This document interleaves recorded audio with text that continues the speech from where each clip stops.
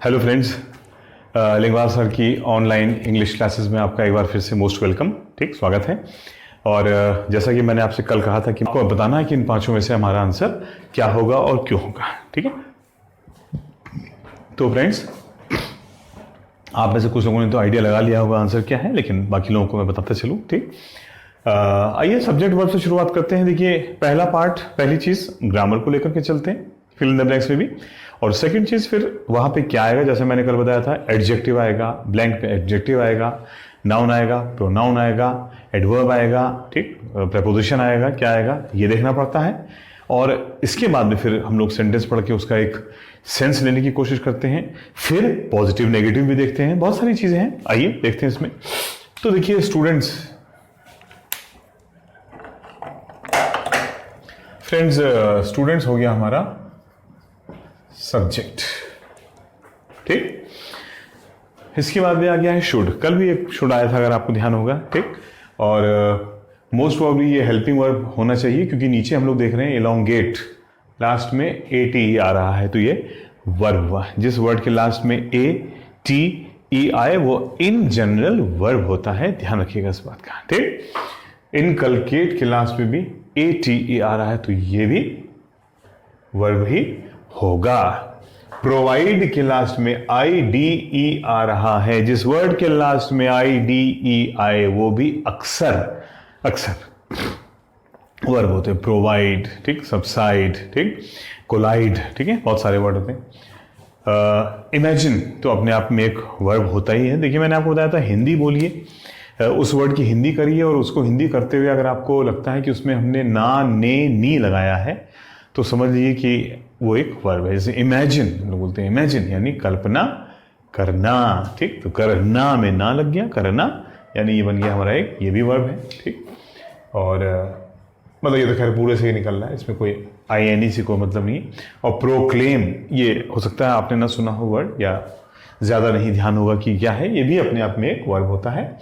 और प्रोक्लेम का मतलब हो जाता है आपका अनाउंस, यानी घोषणा करना। ठीक, अभी मैं लिखा दूंगा डिटेल में। तो खैर पांचों वर्ब है, यानी ये क्लियर है। और शुड, देखिए इसका मतलब ये हेल्पिंग वर्ब है, और जाहिर सी बात है ये खाली है, इसका मतलब यहाँ पे एक क्या आएगा, मेन वर्ब। ठीक, और वो अपने कौन से फॉर्म में होगा, V1, क्योंकि किसी भी शुड के बाद में वर्ब का फर्स्ट फॉर्म आता है। ठीक, तो ये हो गया साथियों सब्जेक्ट, ये हो गया हेल्पिंग वर्ब, ये हो गया हमारा मेन वर्ब। और जाहिर सी बात है इसके बाद में द आर्टिकल आ गया है। ठीक, द आर्टिकल आ गया है। आर्टिकल के बाद में एक नाउन आना ही आना है। देखिए वो इंडियन वो नाउन है, या यहाँ पे एक वर्ड आया है इथॉस। ठीक, इथॉस एक रूट है, जिससे एथीरियल, इथॉस, अर्थ, कई एथ से कई वर्ड निकलते हैं, ETH, जिसका मतलब ही जड़ या जमीन, या मतलब वो बेस, वो आधार, वो मूल, जिसके ऊपर, जिसके बाद या जिससे सब चीज़ें सीधे सीधे जुड़ी हुई हैं। तो इथॉस का मतलब हो गया, बेसिकली इसका मतलब हो जाता है इथॉस का एक मूल चरित्र, बेसिक फीचर।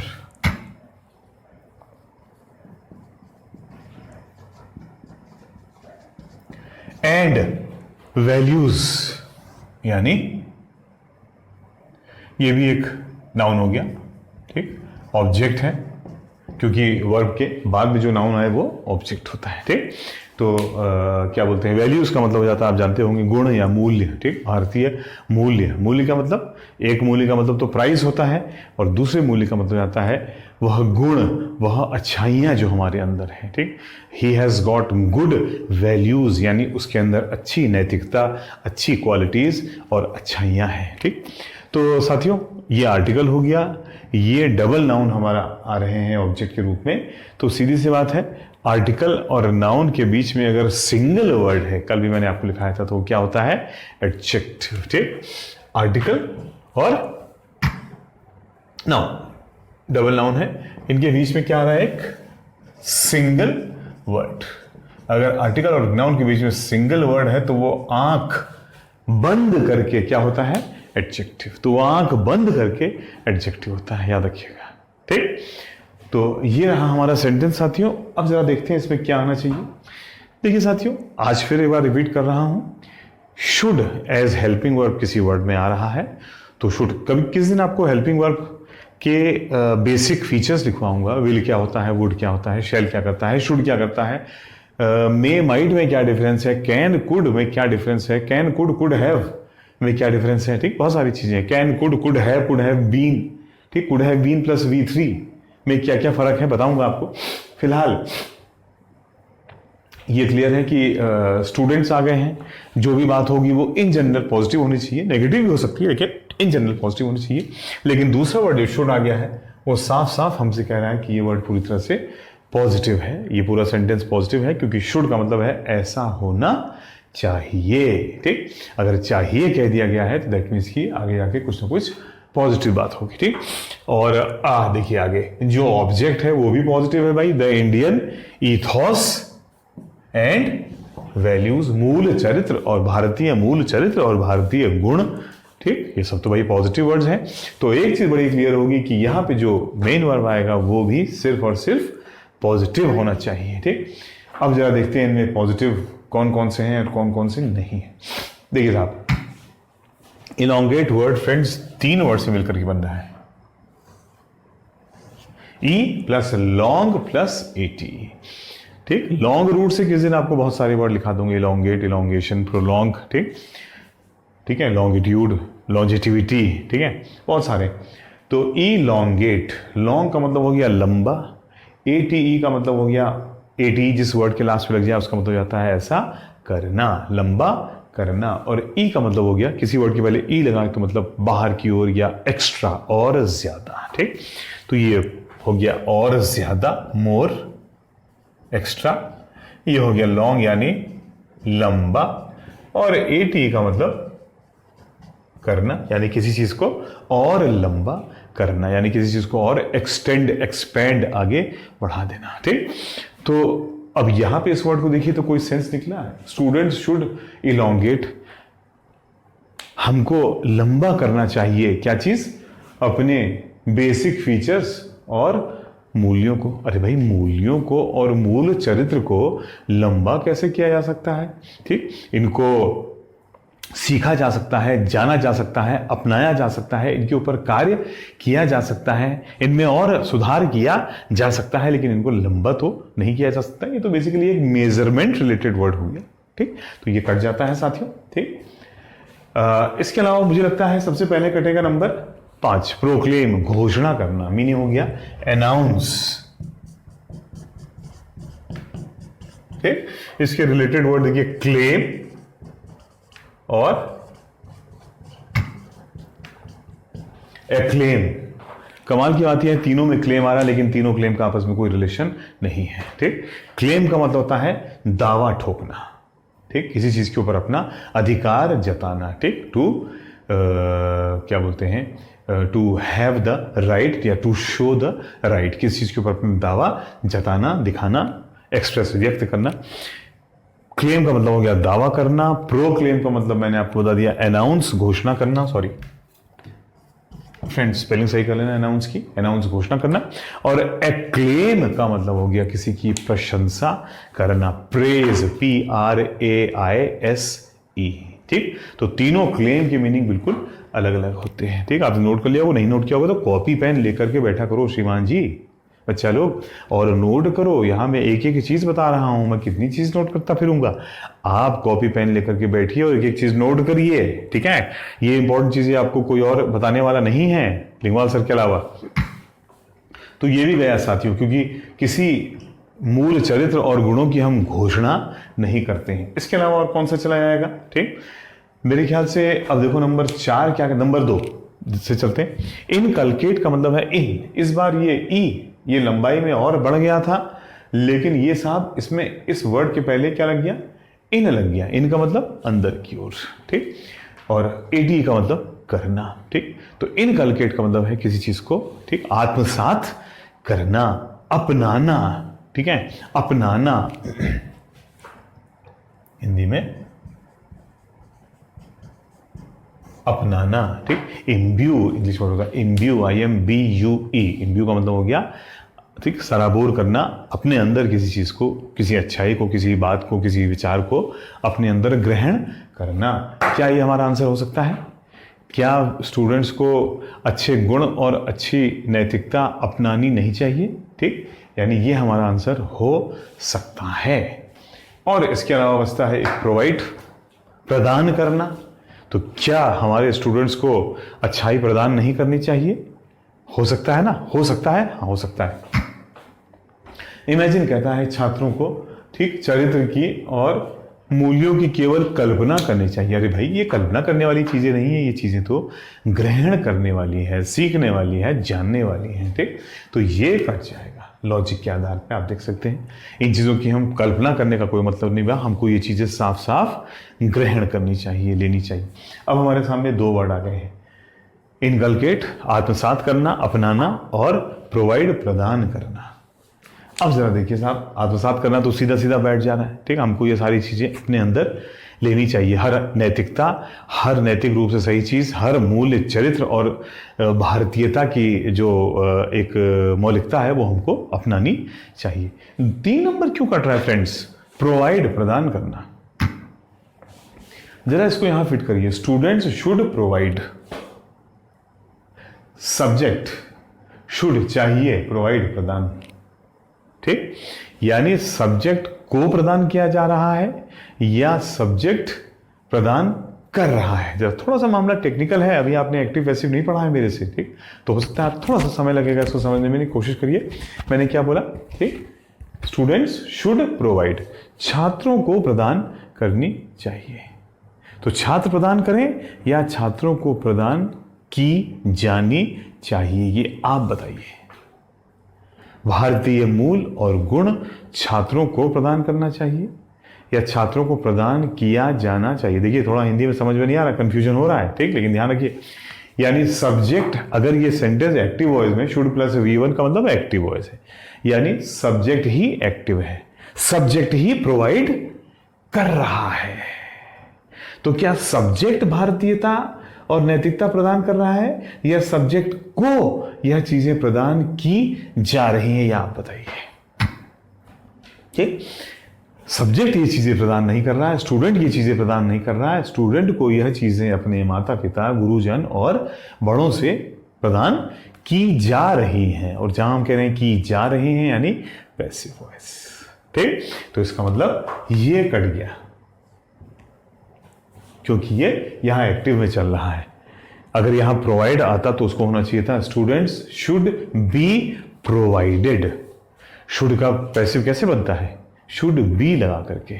ठीक, तो स्टूडेंट्स शुड बी प्रोवाइडेड, छात्रों को प्रोवाइड की जानी चाहिए भारतीयता और नैतिकता। ठीक, तो इस वजह से देखिए, खाली थोड़ा सा टेक्निकल था, फिर से दोबारा से पढ़ के जरा देखिएगा क्या निकल के आ रहा है। इस आधार पे नंबर 3 भी कट जाता है फ्रेंड्स, और आपके सामने सिर्फ एक ऑप्शन बचता है, वो है ऑप्शन नंबर 10 यानी inculcate. Students should inculcate Indian ethos and values, छात्रों को मूल मौलिकता और मूल चरित्र, भारतीयता का मौलिकता और मूल चरित्र, नैतिकता, यह आत्मसात करनी चाहिए। ठीक, तो ये था साथियों क्वेश्चन नंबर 1 जो मैंने समझाया। आइए जल्दी से हम लोग क्वेश्चन नंबर 2 की ओर चलते हैं। ठीक, क्या मतलब समझ आता है? ताकि, ठीक, I went to the school so that I could study, ताकि मैं पढ़ सकूं। ठीक, तो सो दैट का मतलब हो गया ताकि, या जिससे कि, के लिए का सेंस लेता है। सो दैट, स्कूल में पढ़ाई करने के लिए। ठीक, तो यहां पे निकल के आ रहा है I put on warm clothes, मैंने गर्म कपड़े पहन लिए। ठीक, पुट ऑन, सॉरी फ्रेंड्स, ये हो गया हमारा सब्जेक्ट और ये हो गया हमारा वर्ब, और इससे जुड़ा एक प्रेपोजिशन आ गया। तो ये वर्ब और प्रेपोजिशन मिलकर के क्या बन जाता है आप जानते होंगे, ये भी आपको कराना है एक दिन, phrasal verb. Phrasal verb, put on एक फ्रेजल वर्ब होता है जिसका मीनिंग हो जाता है पहनना, धारण करना, टू वियर। ठीक, पहनना, धारण करना, put on. I put on warm clothes, मैंने पहने क्या? गर्म कपड़े पहने, सो दैट जिससे कि, ताकि, किसके लिए भाई, दैट लग गया साथियों की वाला। मैंने आपको बताया था कि अगर दैट वाला आता है तो उसके बाद में नया सब्जेक्ट और नया वर्ब आता है, याद रखिएगा हमेशा, ठीक। अगर दैट की वाला आ रहा है, ठीक, आई टोल्ड अनिल दैट, मैंने अनिल को बताया था कि, ठीक। तो ये दैट जो की वाला आता है, इसके बाद में हमेशा एक नया सेंटेंस आता है। देखिए आ गया ये दैट, सो दैट, ताकि, जिससे कि, और देखिए क्या आ गया, नया subject number 2, verb number, helping verb number 2, ठीक, आ गया देखिए। और नॉट, याद रखिएगा, नॉट अगर हेल्पिंग वर्ब, नॉट जो है वो जनरली हेल्पिंग वर्ब और मेन वर्ब के बीच में आता है। 90% ऑफ टाइम्स आप देखेंगे वो कहां पे आएगा, हेल्पिंग वर्ब और मेन वर्ब के बीच में। यह एक एडवर्ब होता है। जो वर्ड हेल्पिंग वर्ब और मेन वर्ब के बीच में आए वो सिर्फ और सिर्फ एडवर्ब होता है, क्योंकि उसके दोनों तरफ वर्ब है, और वर्ब के लिए सिर्फ एक ही वर्ड काम करता है और वो होता है एडवर्ब। तो ये हो गया हमारा साथियों एडवर्ब। और जाहिर सी बात है माइट के बाद में जो मेन वर्ब होगा वो हमेशा V1 फॉर्म में होगा, वर्ब के फर्स्ट फॉर्म में होगा, ठीक। अभी तो मैंने आपको लिखाया था, ठीक, पहले वाले सेंटेंस में, ठीक। Will, would, shall, should, can, could, may, might, must, ये 9 हेल्पिंग वर्ब। देखिए मैं मॉडल, मैंने आपको पहले भी लिखा चुका हूं, मॉडल्स को, हेल्पिंग वर्ब्स को, कंपाउंड वर्ब भी हम लोग इसको बोलते हैं कभी कभी, इन सबको एक ही कैटेगरी में डाल रहा हूं, क्योंकि आपको कंफ्यूज करने से कोई फायदा नहीं कि बेटा ये मॉडल है, ये ऑक्सिलरी है, ये हेल्पिंग वर्ब है। वो वर्ड जो, सीधी सी बात है, अगर एक से ज्यादा वर्ड हैं, एक से ज्यादा वर्ब आ रहे हैं साथ साथ, तो जो पहले वाला है वो हेल्पिंग वर्ब है, जो लास्ट वाला है वो मेन वर्ब है, सीधा सीधा। अगर 3 आ रहे हैं तो पहले दोनों हेल्पिंग वर्ब हो गए और लास्ट वाला मेन वर्ब हुआ, ठीक। यहां पे 2 आ रहे हैं, माइट, नॉट हो गया एडवर्ब, और फिर हो गया ये मेन वर्ब, ठीक। ये फर्स्ट फॉर्म में होगा, क्योंकि will, would, shall, should, can, could, may, might, must के बाद में सिर्फ V1 ही आ सकता है अगर वर्ब आ रहा है तो। आइए देखते हैं क्या ये पांचों पहले वर्ब हैं। अटैक, आक्रमण करना, टेक, ले जाना, कैच, पकड़ना, अफेक्ट, ठीक,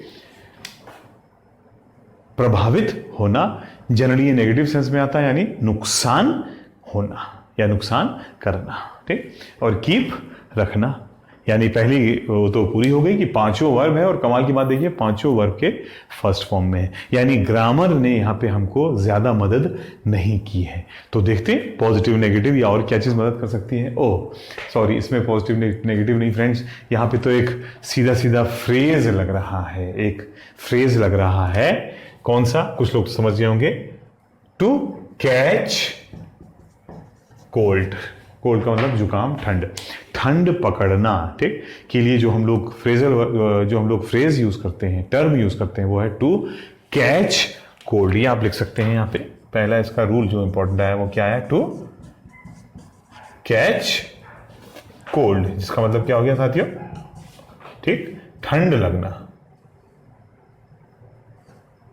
ठंड कैसे लिखते हैं भाई, अच्छा, ठंड लगना, ठीक, ठंड पकड़ना, जुकाम लगना, बोलते हैं ना भाई हमको ठंड पकड़ लिया भाई, ठीक। तो ये वही है कैच कोल्ड, कोल्ड ने आपको जकड़ लिया है, पकड़ लिया है, ठीक। तो यहाँ एक फ्रेज लग गया, इसलिए मैं इसमें ज्यादा डिटेल में नहीं जाऊंगा। हाँ, यहाँ पे 2 इंपॉर्टेंट टर्म्स आए, एक आया आपका टू कैच कोल्ड, ठीक, और दूसरा आया पुट ऑन, यानी पहनना। और पुट के देखिए फ्रेजल वर्ब की अगर बात करते हैं तो मैं यहां लिख देता हूं नंबर 2 पे, पुट ऑन, यानी क्या मतलब हो गया इसका, पहनना, दिख रहा है ना, ठीक, पहनना। अच्छा थोड़ा नीचे हो गया, थोड़ा ऊपर कर देता हूं,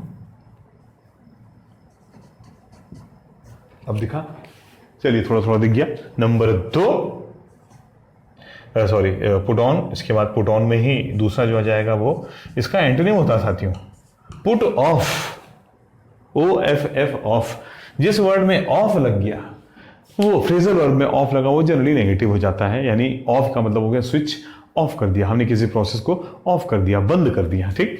तो पुट ऑफ का मतलब एक मतलब हो जाता है कि ऑफ का मतलब अलग, बंद, और पुट का मतलब रख देना, बंद कर देना, अलग रख देना, यानी जो पहनना था उसका उल्टा उतारना, पुट ऑफ। ठीक, क्या मतलब हो गया? उतारना, अलग रखना। ठीक, लेकिन साथियों फ्रेंड्स, पुट ऑफ का एक मीनिंग और भी होता है, और वो होता है, पुट ऑफ का मतलब हो जाता है कि किसी को पसंद, टू डिसलाइक। ठीक, डिसलाइक, यानी ये मीनिंग नंबर 1 हो गया उतारना, और मीनिंग नंबर 2 हो गया किसी को पसंद न करना। ठीक, ठीक है। ही इज, हम लोग यूं भी बोल देते हैं, फ्रेजल वर्ब में एक नाउन के रूप में भी यूज कर लेते हैं, he is a put off, यानी वो तो एक, ठीक, वो तो एक नापसंद व्यक्ति है। ठीक, पुट का एक तीसरा बड़ा इंपॉर्टेंट फ्रेज होता है साथियों, पुट, आपका पुट फॉरवर्ड, बहुत ही इंपॉर्टेंट फ्रेज है। पुट के 7 होते हैं, किस टाइम आपको लिखा दूंगा, अभी जितने इजीली आपको समझ में आ जाए और आप कंफ्यूज ना हो, लिखा पुट फॉरवर्ड। पुट का मतलब है रखना। देखिए फ्रेजल वर्ब में दोनों वर्ड का मीनिंग जो होता है वही उसका मीनिंग होता है जनरली। तो पुट का मतलब होता है रखना, और फॉरवर्ड का मतलब है सामने, सामने रखना। मैंने अपनी बात आपके सामने रखी, I put forward my point in front of you. ठीक, तो पुट फॉरवर्ड का मतलब है स्पष्ट करना, फॉरवर्ड रखना, सामने रखना।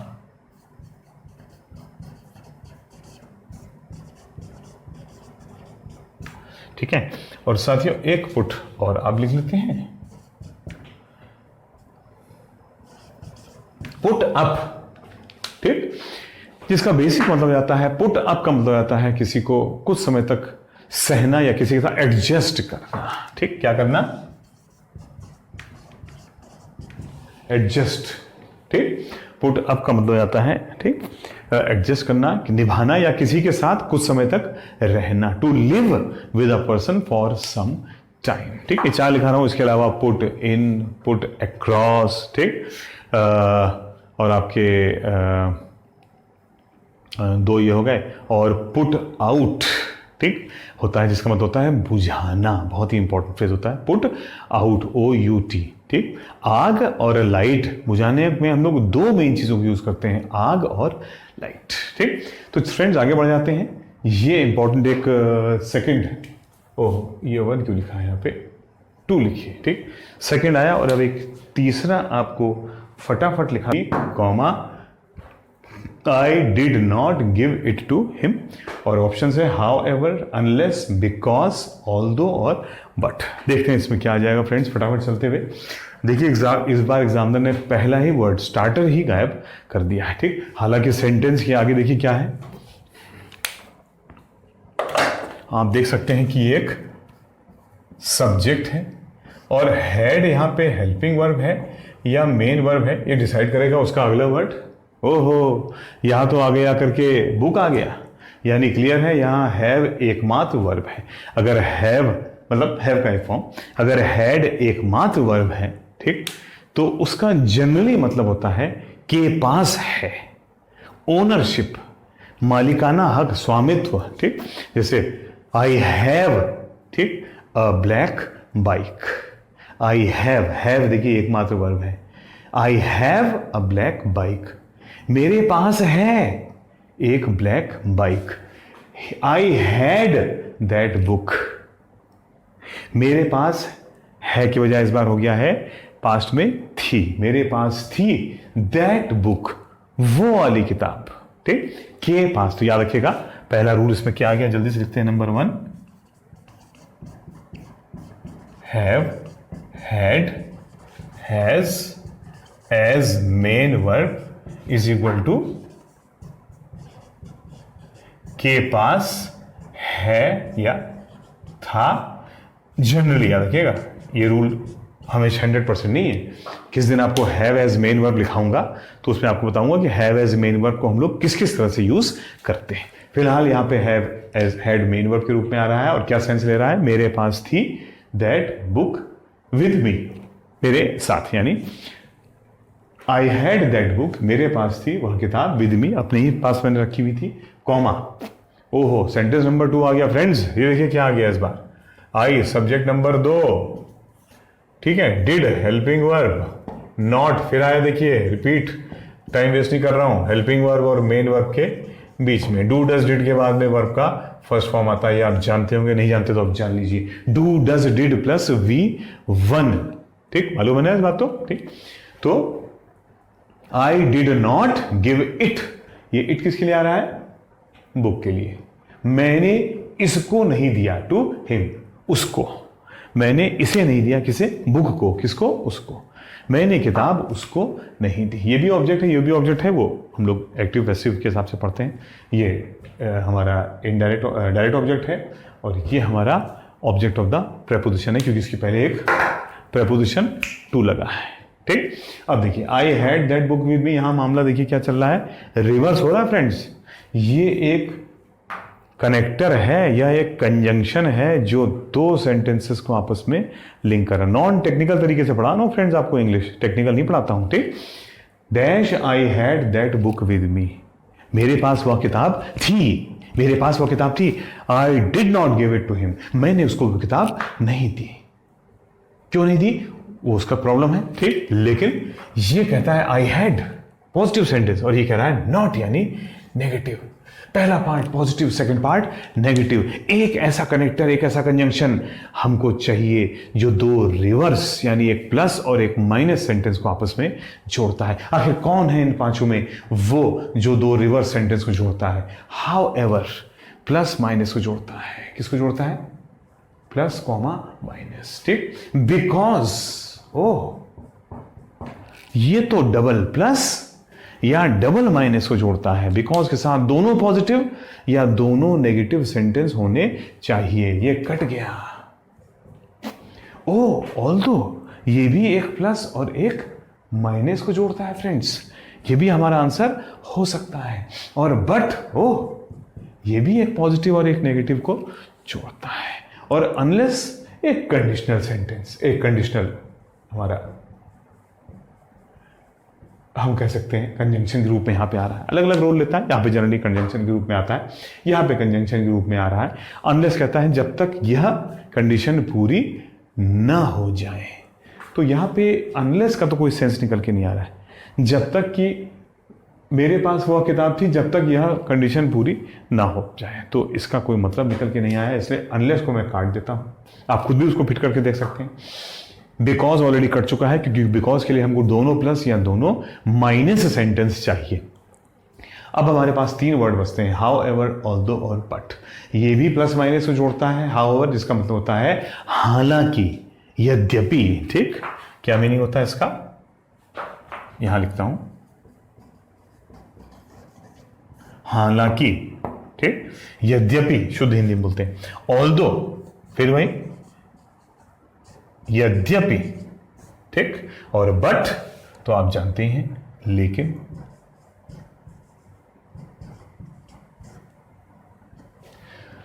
तो साहब अब समस्या ये कि इन तीनों में से कौन सा फिट किया जाए। तो लो भाई, आपको एक इंपॉर्टेंट रूल क्वेश्चन आ गया है तो लिखाई देता हूं, ठीक। रूल साहब ये है कि हाउ एवर जिस प्लस और जिस माइनस सेंटेंस को लिंक करता है, ठीक, वो उसके दोनों तरफ होते हैं।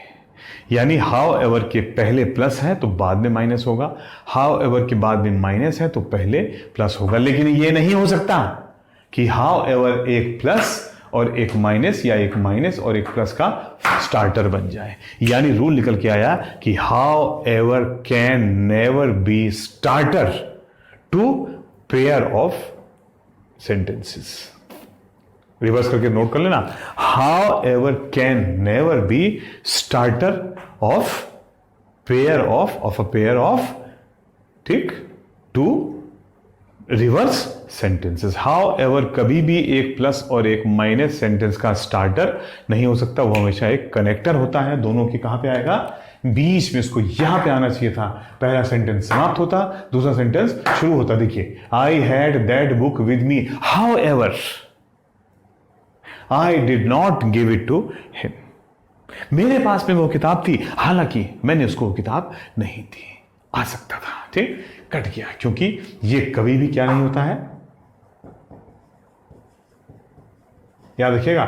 स्टार्टर का मतलब होता है उन दो सेंटेंस का स्टार्टर जिनको आपस में लिंक कर रहा है।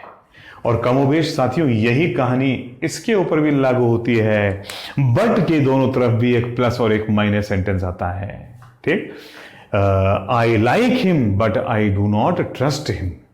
ठीक, मैं उसको पसंद करता हूं लेकिन उस पर विश्वास नहीं करता हूं। ठीक, तो बट की एक तरफ फिर वही बात, सेम कहानी, प्लस और माइनस। और ऑल्दो, ये तो एक ऑलराउंडर है साहब। ठीक, ऑल्दो इज एन ऑलराउंडर। ये स्टार्टर भी हो सकता है और ये कनेक्टर भी हो सकता है। यानी ये दो रिवर्स सेंटेंस के स्टार्टिंग में भी उनको आकर उनको जोड़ सकता है और ये उन दोनों के बीच में भी आ सकता है। देखिए, आप यहां फिट करके देख लीजिए। ठीक, although I had that book with me, यद्यपि मेरे पास वह किताब थी, I did not give it to him, मैंने उसको फिर भी वह किताब नहीं दी। और यहां फिट कर दे दीजिए, वो भी सही हो जाएगा। मेरे पास में वो किताब थी, although I did not give it to him. ठीक, मेरे पास में वो किताब थी, यद्यपि हालांकि मैंने उसको वो दी नहीं किताब। ठीक, तो ये फ्रेंड्स हमारा निकल के आया एक इंपॉर्टेंट रूल मैंने आपको लिखाया। देखिए, कंजंक्शन के बारे में। कंजंक्शन एक काफ़ी लंबा चैप्टर है। जब मैं अपने ऑफलाइन क्लासेस में लेता हूँ या पूरा जब उसको डिटेल से पढ़ाता हूँ तो आपको पता ही होगा, आप में से कई लोग जानते होंगे, वो 3 से लेकर 4 टर्न हमारा ले लेता है, जिसमें वेरियस कंजंक्शंस, हाउएवर, ऑल्दो, दो, डिस्पाइट, इंस्पाइट, ठीक, इंस्पाइट ऑफ, सॉरी, फिर आपका इंस्टेड ऑफ, यानी मैं उसमें वो वाली भी ले लेता हूँ, वाइल हो गया, इंस्टेड ऑफ भी हो गया, और आपका नॉट रादर देन भी हो गया। तो कई कंजंक्शंस हम लोग डिस्कस करते हैं। हाँ, फिर आपका नेवरदलेस हो गया, नॉनदलेस हो गया। ठीक, बहुत सारे डिस्कस करते हैं, बट येट वो किसी टाइम कर लेंगे। फिलहाल ये हमारा क्वेश्चन नंबर 3 था फ्रेंड्स। उम्मीद करता हूँ आपको ये क्लास पसंद आया होगा। अगर पसंद आया तो प्लीज़ लाइक और सब्सक्राइब ज़रूर करिए। इसके कोई चार्जेस नहीं हैं, ये आपके और जो लोग भी इससे जुड़ते जाते हैं उनकी भलाई के लिए हो रहा है, और एक मोटिवेशन है आपके लिए भी और मेरे लिए। ठीक, आपके लिए भी बहुत बड़ा मोटिवेशन है कि मैं स्वयं आपको चीज़ें, इंपॉर्टेंट चीज़ें बता रहा हूँ, डेली आ रहा हूँ, कोशिश कर रहा हूँ, मतलब 5 डेज इन अ वीक तो हो ही जाए। और आपसे मुझको मोटिवेशन मिल जाता है जब आपके लाइक्स और कमेंट्स और क्या बोलते हैं, लॉजिकल कमेंट्स और क्या बोलते हैं, व्यूज़ मिलते हैं, तो अच्छा लगता है कि भाई आपको इससे बहुत फ़ायदा हुआ। वो ज़रूर लिखा करिए, उसी से मोटिवेशन मिलता है आगे कैरी करने के लिए। फ्रेंड्स, अब मैं आपको आगे बता दूं कि आगे क्या क्या दिमाग में है। फ्रेजल वर्ब बताना है, किसी दिन प्रेपोजिशंस की कुछ चीज़ें बतानी है आपको, बेसिक्स कम से कम शुरू कर दूं, और इसके अलावा आपको ये डबल ब्लैंक वाला भी, फिल इन द ब्लैंक्स बताना है, वो भी बता दूंगा आपको एक दिन। ठीक, मतलब नेक्स्ट टर्न पे मोस्ट प्रॉब्ली। और इसके अलावा क्या बोलते हैं, जल्द ही लाइव क्लासेस वगैरह भी स्टार्ट होने वाली हैं। ठीक, तो वो सब आपको सूचना यहीं पे मिल जाएगी। आज के लिए इतना काफ़ी है। प्लीज़ पढ़ाई अपनी रेगुलर करते रहिए, सेफ रहिए, हेल्दी रहिए, फैमिली का ध्यान रखिए, क्योंकि उनको भी आपके सपोर्ट की ज़रूरत है। और बहुत जल्द मुझे लगता है everything is going to be, 1 आध महीने में मैक्सिमम मुझे लगता है सब कुछ नॉर्मल हो जाएगा और हम लोग अपनी पढ़ाई को और बेटर तरीके से लागू कर सकते हैं। Thank you very much.